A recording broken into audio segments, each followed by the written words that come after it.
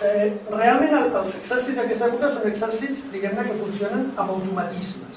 El que s'espera del militar, del que sigui, tant de l'oficial com del soldat, és que sigui una persona absolutament compenetrada amb els seus companys, una persona absolutament que segueix absolutament la paraula, perdó, que segueix absolutament les instruccions, perdó, les ordres, no, però les instruccions, el mètode militar, i que per tant no té iniciativa individual. La iniciativa individual de la batalla només la pot tenir l'estat major, el comandament de l'exèrcit. Perquè tota la resta, del general cap a baix, el que han de fer és complir estrictament allò que s'espera d'ells, perquè si no, està perdut. I la guerra s'ha de fer d'una manera i només hi ha aquesta manera de fer la guerra.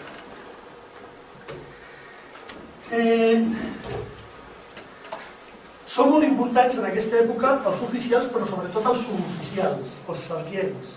Els suboficials són gent que sí que ve de la lleva de soldats, són gent que són professionals de la guerra i són els que instrueixen els soldats novells. I són els que s'encarreguen de que no es trenquin les fileres ni les formacions. Són els homes en què confien els oficials perquè sàpiguen seguir endavant i continuar la línia en el moment tant de l'atac com de la defensa.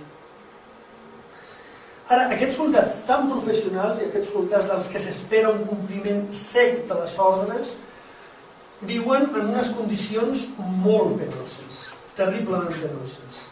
No hi ha pràcticament sanitat militar, la fam és una amenaça constant i ho veurem a la batalla d'Almansa en quant que surts de les teves bases, del lloc on s'ha establert l'exèrcit abans de començar la campanya. Són soldats que pateixen la vida a l'aire lliure pràcticament durant tot el dia i que per tant les febres, les malalties, l'esgotament és crònic en aquests homes. Penseu que l'Agustí Alcoverro, que va estar aquí l'altre dia, ha xifrat, grosso modo, els soldats caiguts en aquesta guerra de successió en més d'1 milió. Diu 1.200.000. Pot ser, però més d'1 milió d'homes morts en campanya. És moltíssim.